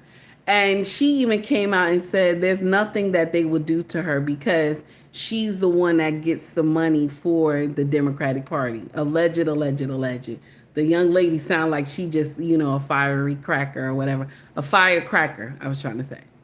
So she is Asian. She's an Asian young lady and she don't play no games, okay? So she's out here telling everybody who got the money and who didn't get the money and what they did and all this thing like that. That's why you saw Roland wilding out on everybody. Y'all remember? Every time you said something about Kamala, Roland Martin was running out on everybody. He was coming at everybody, telling them to shut up. They don't know what they talking about. And this, y'all remember, right?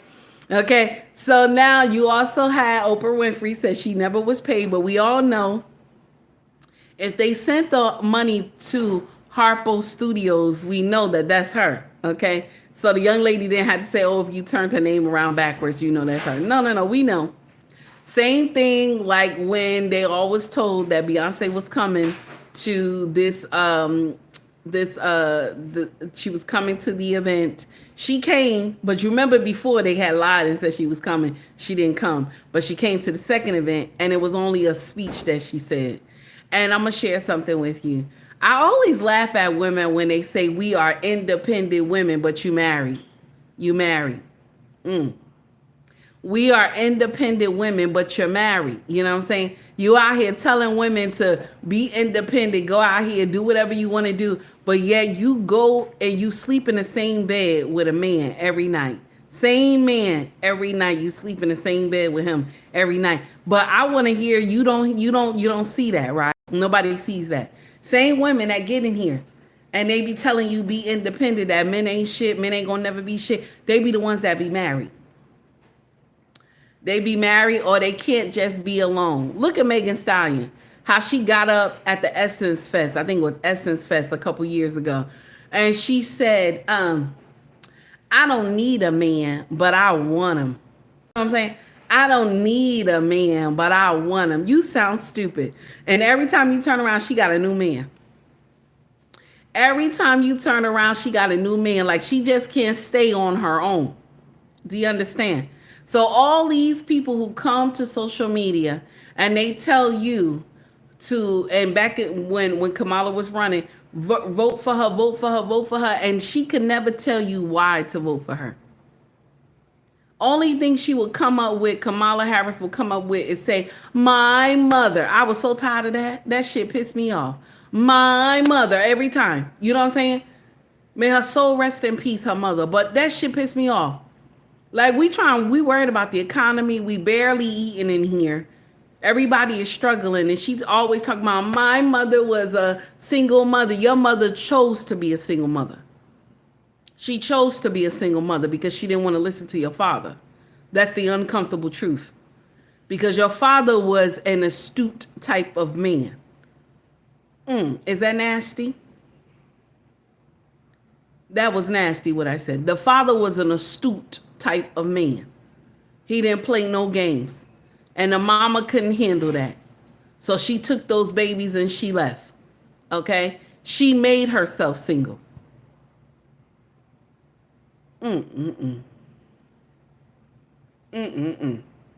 Green Bean said, cleaning those greens in the tub. Child, please. Chick, please. Yes, honey. It was nasty. I don't know why she thought that made sense. Okay. So now, here we go. Here's another one. Okay. Here's another one. Check this out, what this man said. Now, this going to be truth to power, y'all. Get ready for this one. This one is a little nasty, okay? I'm not going to say nothing. I'm not going to say nothing. After you hear it, I'm not going to say nothing. We going to act like we didn't hear it, okay? But I want it to stay in your mind, okay? This one is truth to power. Take heed to the message does not support violence, okay? I don't support any violence against anybody. But I want y'all to hear this. Check this out. DEI across America in businesses and schools, except for one group of people. And guess which group of people that is? 8:44, everybody. And a groundbreaking announcement by the U.S. Commerce Department this week will result in a historic expansion for Jewish businesses, not only in New York, but across the country. And Jewish businesses will now be classified as minority business enterprises, making them eligible for billions of dollars in grants, contract, and loans. So now they're going to be getting access to billions of dollars of taxpayers' money for free. DEI is canceled for others, but enhanced for them, huh? Listen to the explanation. Wnba Honig is the founder and CEO of the Orthodox Jewish Chamber of Commerce. Think about it. The Hispanic community is 19% of the U.S. population. The African American is 15% of the U.S. population. The Jewish population is 2%. And did you catch that subtlety? 19% Hispanic, 15% black, and 2% Jewish. They're counting themselves and listing themselves as a racial minority, not a religious one. Everybody except for themselves counts them as white. So are they a religious group or racial group? Really, it's whatever benefits them in the moment, isn't it? And the icing on the cake? Jews are always the underdog. And it doesn't make sense, like 2% of, we're the biggest, smallest minority in America, Yeah. you know? And we had no voice. We had no eligibility to access our taxpayers' dollars as the biggest minority and the biggest suppressed people. They have no voice? Who owns the media? And they're the biggest oppressed group in America? I would love to see all the fact checkers fact check this, but unfortunately they own all the fact checkers too. We're not waking people up, they're waking people up. So I know it was nasty, but DEI will no longer be for anybody else, but only for the small hat people. DEI will never be for anybody else, only for the small hat people. So he said 2% is the small hat people. So all our tax dollars and grants and stuff like that will go directly towards them. But DEI doesn't exist for anybody else, just for the small hat people, because they're 2% in their religion. That's a religion, isn't it? That's a religion. So just like the person who did the video, he said, I thought they were Caucasian. I thought they considered themselves Caucasian, but now they're considering themselves small hat people. And so now they're eligible for DEI programs and all that money from the government and small business loans and all that other stuff and grants and everything that they don't have to pay back, because DEI hires never have to pay that stuff back. They don't. All those programs and stuff like that, their community will benefit all our taxpayer money. But nobody's talking about that. Nobody's talking about that. Also, another thing too, I wanted to drop this in here since we're talking about this too. Did you know when, and let's we're gonna say alleged, okay? But I wanted to drop this in here too. When we talk about the slave trade, right? When we talk about the slave trade, okay? When we talk about the slave trade, okay? And they say Caucasian people are responsible for the slave trade, right? Okay. Did you know 40% of the slave trade, 40% of slaves were owned by small hat people? 40% of slaves were owned by small hat people. And only 1% of slaves were owned by Caucasian people.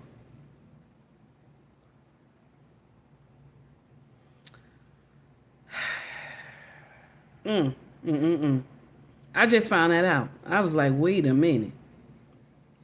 So all the while we thinking that these people have been everything, you know, all these bad things have happened to these people, but they were also responsible for nonsense that happened to the melanated community. They were also responsible too. Ain't that crazy? But they don't tell y'all this in the history books. You gotta go search for this stuff. It's crazy. Also, another thing too. In their Torah, you know, they have a specific passage for Yahshua in their Torah. It says that he is in hell.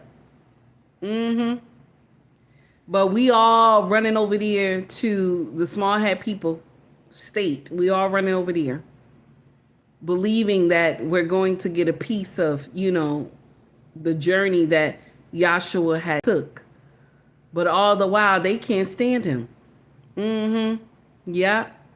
Balling in in the Torah. That's what it say about Yahshua. They don't care nothing about Yahshua. I told y'all that I played the video. I think it was like a couple days ago. That one of the small hat people were there. He said that the melanated people shouldn't just be worshiping one Jew. Oh, I said it wrong. I said it loud. They shouldn't just be worshiping one small hat person. They should be worshiping all the small hat people. Can you imagine? I fell out. But these are the people that, our children are sacrificing their life for. Anytime this state get into some problems, it's our kids that's going over there helping them fight, and we're losing our children. And sometimes we lose our children because of friendly fire. That's what they call it. Friendly fire. Can you imagine? So you telling me you don't know what our children look like and what kind of uniforms they're wearing? Friendly fire. And if you talk too much about it, get taken down. Your channel will get taken down. Or they will blacklist you. Okay? If you say too much about these people, they'll blacklist you too. It's sad and it's heartbreaking. Okay? But now they're getting the grants for the DEI. They're getting all this for the DEI because they said that they are the minority, 2% small hat people. But they used to classify themselves as Caucasian. But now they're classifying themselves as the small hat people the religion own. Don't that sound sneaky? Anyway, let's let it ride. Let's continue. Because shout out to let me see. You know what? I'm not gonna say shout out to him. Because it was because of him that we in this mess in the first place. So LBJ, it's because of him that we in this mess in the first place. Because they put them on the pedestal. Now, even, let's be clear too, the Crown did it too. The Rothens did it too. The Rothenbergs did it too. Okay? They made this all up. Okay? And the thing is that y'all put them in a Muslim nation. You know what I'm saying? Like put them in the middle of a Muslim nation. This is why they always fighting. This is why. And this is why we always get included in the foolishness as well. Anyway, let's continue. We're going on to the next subject. Just a little truth to power. Just a little truth to power. Let's get into the next foolery of the day. Okay? Now, this was, let me see what we got. Tasha K. Shout out to Tasha K. Here we go. It's getting real petty. We did reach out to his baby mother. She's 50 Cent's first baby mama. Apparently, she got on the internet. And this was around the time when he was dragging Diddy and all his mess. And she got on the internet and dragged him when his baby mother got on the stand to say that Diddy, who was currently paying her rent and paying for legal fees, as she was testifying against Diddy for trafficking her, she was clowning 50 Cent for that. She was just like, look at your baby mother up over there. How you... Ain't nobody never trafficked me. I ain't never sold none. And it kind of made him look bad. I just don't understand, like, how you get on the internet and drag everybody. But when somebody come drag you, you want to get to suing. You want to get to telling. He's decided to hit back. His feelings is hurt. And sue his baby mother for $1 million. I think it's actually 1.5 if I'm not mistaken. Over this interview that she did here. He's a section on the sense because he's in great shape. Why would you want to be with somebody at that point? In his career? Because he was abusive. Well, he still is abusive. I'm just not in his presence, but he's abusive. Emotionally, physically, he's abusive. And the last straw for me was he hit me in front of my daughter. And I said, as a mother, if I allow her to see him hit me and stay with him, what example am I setting for my daughter? And that's when that was it for me. It was that and another incident with Marquise. So it was two incidents, but it was kind of close. And there was another incident with Marquise. Yayo and Banks used to have an apartment days this year in Manhattan.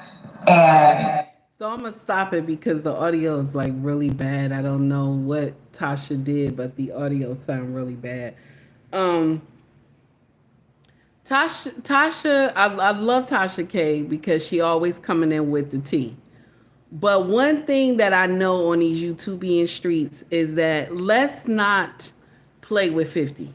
Let's not do that. You understand? Y'all be coming out here, y'all want to do exposing stuff. Let's not play with 50. This man is the biggest troll on social media. Let's not play with him. And so now, my Dukes, you done fucked around and found out because he's going to make sure you pay him that money. He's suing you for that money. Because the thing is that when you do come out here and talk about people, you have to be mindful of what you say. Now, if she would have said allegedly, maybe that would have went different. But you went out there out the gate and you started talking about this brother. And he is the biggest troll in the world on these YouTubian streets. I wish you my luck. Godspeed, my sister. Godspeed. I don't have time, okay? I don't have time. Now, y'all, I gotta go. I had a wonderful time with y'all today. I enjoyed myself. Thank you so much. Yeah, thank you so much. Yeah, it was an echo, y'all. The audio was too much. Guys, have a wonderful day. Thank you for coming to rock in and start with me. Today was ghetto events. I know we were supposed to talk about just the WNBA, but my stance on the WNBA is, baby, y'all not putting enough butts in those seats. Y'all not selling enough merch, and that's why y'all ain't got no money. That's nasty, but it's the truth. Okay? Much love to you all. Everybody have a wonderful Monday. Okay? God willing, I'll see y'all tomorrow. If you want to donate to the channel, you can donate through Cash App, through Venmo, through Super Chat right now. If you want to shop with us, our family business is called UBMRagsFashion.com, Mercari, POSHMARK, eBay. The links are in my bio. If you want to buy merch, scroll to the top of the page. You will see shop or store if you're interested, okay? They got hoodies, shirts, mugs, water bottles, all that good stuff. And it got me in a cartoon form. In the background, it says, take heed to the message.